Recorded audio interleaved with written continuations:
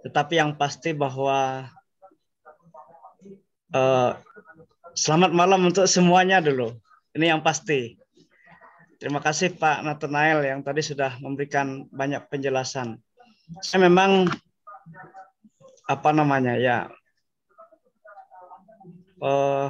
agak bingung juga, artinya melihat hal-hal yang memang berkembang selama ini, tetapi yang pasti bahwa karakter kita sebagai orang Kristen itu yang meyakini Tuhan dan percaya akan kuasa Tuhan, memang ya kesanalah kita. Artinya dasar hidup kita memang harus diarahkan sesuai dengan kehendak Tuhan.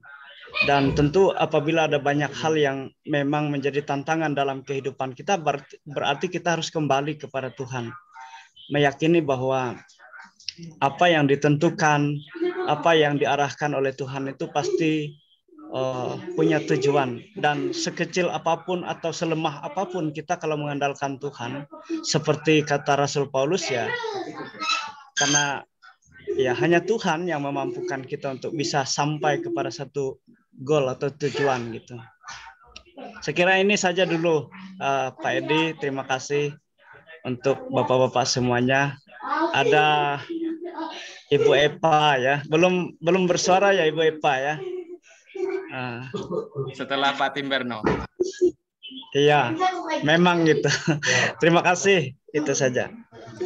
Baik, terima kasih Pak Pendeta Rino, Ketua Resort di Ampah. Intinya bergantung kepada Tuhan. Bila Tuhan yang menetapkan, Tuhan yang akan memberikan keberhasilan. Langsung saja kepada Ketua Majelis Resort GKI Ampah, Parenggian. Halo. Salam Pak. Bisa didengar suara saya ya? Sangat jelas Pak Pendeta. Sangat jelas. Terdengar sekali. Hati dari lubuk hati yang paling dalam kita mendengar. Puji Tuhan hari ini. Kepekaan yang sangat tajam. Ya. Itu suara hati itu. Ya. Terima kasih. Ya, saya bisa bergabung hari ini. Ini untuk yang pertama kali. Dan support dari Ibu Pendeta Epa juga ini. Kita bersama-sama. Dan saya bersyukur malam hari ini bertemu dengan orang-orang hebat yang luar biasa. Yang menginspirasi banyak kita di sini dan juga banyak pengaruh baik di dalam jemaat maupun di luar jemaat. Saya tidak bisa menyebutkan satu persatu. Sebelumnya saya menyampaikan bahwa saya pernah di DKI pada tahun 2008 sampai 2000 di pertengahan 2008 sampai di awal 2011. Waktu itu belum ada jemaat GKI DKI. Waktu itu masih PW GKE namanya. Pelayanan warga GKE di Jakarta. Dan ada ketakutan-ketakutan dulu sebelumnya. Dan itulah yang menyangkut dengan paradigma.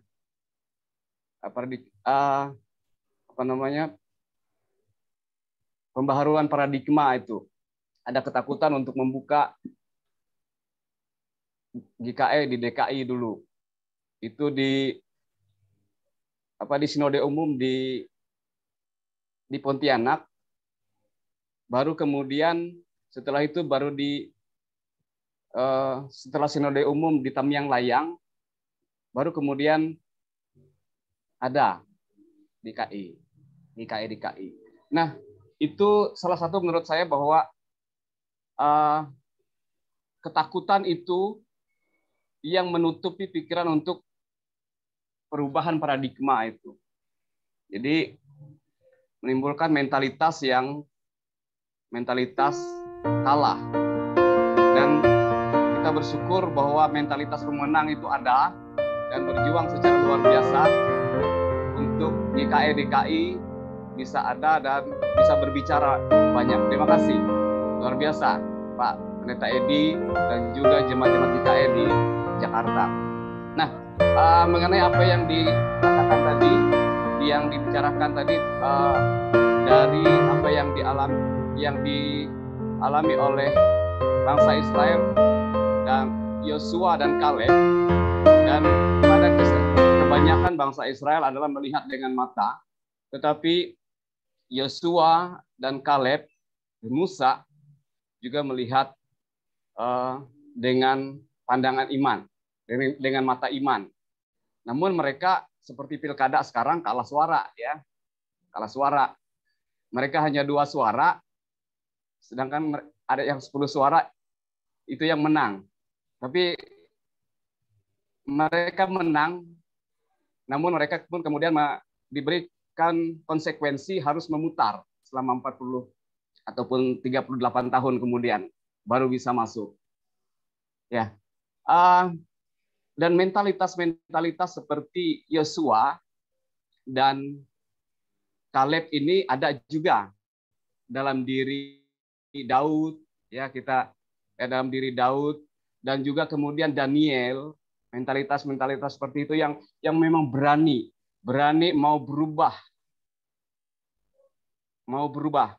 Dan itu menarik sekali, seperti apa yang disampaikan oleh Pak Didi tadi, Pak Didi Paskatu, bagaimana kita bisa mengalami, atau apa tadi yang dimaksudkan, mengalami, ada banyak kita, jemaat maupun pendeta juga, ada yang sudah kurang memahami kehadiran Tuhan,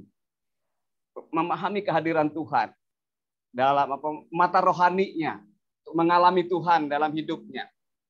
Itu karena ketakutan lebih melihat kepada mata jasmani dan tidak mengandalkan mata rohaninya. Nah, dan mengandalkan mata rohani ini, kita melihat kepada untuk terus bisa mengalami seperti Yosua dan Kaleb tadi, seperti Daud, seperti Daniel. Dan di Daud, ketika dia mau berangkat untuk berperang, dia bertanya dulu dengan Tuhan. Nah, ini komunikasi, membangun komunikasi, mengalami Tuhan, terus itu salah satu menurut saya untuk kepekaan mata rohani kita bisa ada.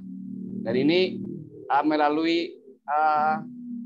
melalui program ini, itu salah satu juga membangun mata rohani kita untuk lebih peka lagi. Terima kasih untuk bisa bergabung malam hari ini, dan saya percaya juga untuk terus berani dalam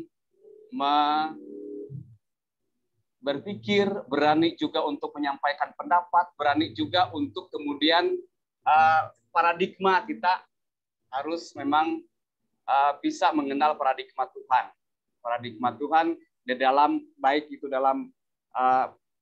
dalam kehidupan pribadi, baik itu juga di dalam kehidupan berjemaat. Ya, itu sedikit dari kami. Terima kasih ya Pak Edi sudah memberikan kesempatan kepada kami, dan terima kasih juga untuk Pendeta Nathanael ya, Serawai, dan juga semua yang sudah memberikan kesaksian maupun pendapatnya hari ini. Terima kasih.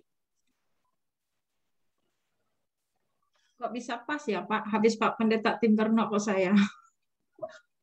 Tertawa rekan sekerja saya Pendeta Rino ya. Terima kasih. Saya memahaminya begini Pak, bahwa ada 10 dengan 2 memang berbicara tentang kuantitas dan kualitas. Tetapi kalau saya melihat 10 pengintai ini, mereka memiliki mentalitas budak. Mengapa saya mengatakan mereka memiliki mentalitas budak, bukan mentalitas pemenang? Karena mereka hampir 400 tahun ya dijajah di Mesir, perbudakan. Jadi mentalitas ini sulit sekali untuk mereka sudah terbiasa menjadi budak begitu. Oh, kita tidak mungkin bisa menang begitu. Kita tidak bisa mungkin keluar dari Mesir, dari perbudakan di Mesir. Itu salah satu juga mempengaruhi mereka karena saking lamanya mereka diperbudak. Nah, kemudian saya melihat ketika mereka membawa laporan, laporan yang mereka bawa itu adalah informasi yang sifatnya suram, madesu, masa depan yang suram, yang menakutkan. Mereka juga tidak percaya Allah, bahwa Allah itu mampu menolong mereka untuk menduduki tanah perjanjian. Karena apa? Kembali kepada iman. Iman yang lemah, termasuk dalam iman yang lemah ini, karena saya memahami bahwa iman yang lemah itu menyangkut berbagai aspek, ya, mempengaruhi iman kita. Itu tidak langsung iman, kadang-kadang kita beriman juga melewati otak, melewati hati, ya, melewati hati nurani, melewati jiwa, melewati pengalaman. Nah, karena mereka memiliki iman yang lemah, paradigma yang keliru, mengandalkan kemampuan sendiri tadi dikatakan, dan juga saya selalu memahami bahwa ketika orang menjadi pemimpin itu harus memperhatikan analisa SWOT, strength, weakness, opportunities, kemudian threat, artinya kekuatan, ada kekurangan, peluang, dan ancaman. Nah, 10 pengintai ini mereka lebih condongnya melihat kepada yang namanya pesimis, lebih kepada kelemahan dan juga kepada ancaman, karena mereka melihat bahwa bangsa yang mereka intai itu kuat, kemudian mereka tinggi dan lain sebagainya, sehingga memperlemah semangat iman mereka, begitu, semangat untuk berperang, memperlemah semangat untuk mereka bisa berjuang, begitu, survive. Nah, jadi analisa SWOT mereka itu menjadi falas menurut saya, tidak seimbang. Memang kita ini dalam mengambil sebuah keputusan, kebetulan maaf saya juga seorang pendeta dan saya juga seorang pemimpin, saya juga harus memperhatikan juga analisa SWOT-nya, tapi harus secara objektif, begitu, tidak falasnya, tidak selalu melihat kekurangan, tidak melihat kepada sebuah ancaman, karena di dalam kelemahan justru ada kekuatan. Tetapi kalau kita terlalu bangga juga terhadap kekuatan, justru di situ juga kelemahan kita. Nah, kemudian kita melihat 2 orang pengintai ini, yaitu Yosua dengan Kaleb. Mereka ini adalah menurut saya mereka yang memiliki semangat, begitu, orang yang mau keluar dari paradigma yang keliru, paradigma yang tidak selaras dengan kehendak Tuhan. Mungkin ketika mereka membawa laporan yang baik, karena mereka memiliki sebuah pengharapan. Kalau kita ini tidak memiliki sebuah pengharapan, seperti lampu yang hilang sudah terangnya, begitu. Nah, artinya laporan yang mereka 2 bawa ini untuk Musa itu adalah laporan yang baik, dan mereka percaya bahwa Allah akan menolong mereka untuk menduduki kembali tanah perjanjian. Dan kemudian kita melihat konsekuensi dari iman yang lemah, laporan yang berdampak, gitu, membawa banyak orang berdosa sebenarnya. 10 pengintai ini, bayangkan mereka ini banyak, sehingga hukumannya adalah 40 tahun mereka itu muter-muter aja di pengembaraan di padang gurun. Jadi artinya ini beresiko juga. Ini menjadi sebuah refleksi bagi kita semua, ya, saya yakin kita ini adalah pemimpin, yang pasti pemimpin bagi diri kita sendiri. Nah, artinya bahwa 2 pengintai ini dia memiliki semangat optimis, begitu, bukan pesimis. Nah, lalu saya mengkaitkan dengan kehidupan kita masing-masing, bahwa kita ini adalah yang pertama pemimpin bagi diri kita sendiri, pemimpin bagi keluarga, dan kebetulan kami juga sebagai pendeta, pemimpin bagi jemaat. Saya setuju disampaikan oleh Bapak Pendeta narasumber kita, Bapak Nathanael itu, dan memang saya sudah sampai ke situ juga, memahami bahwa kita juga harus hati-hati sebagai pembawa berita, membawa berita Injil. Artinya itu bisa berdampak bagi jemaat, bagi pengikut kita. Bisa berdampak membawa orang menjadi lemah pengharapan di dalam Tuhan. Jadi kita harus berhati-hati, begitu. Harus bijak, begitu, sebagai pembawa berita Injil bagi jemaat. Jadi kita harus menyampaikan hal yang benar, objektif, begitu.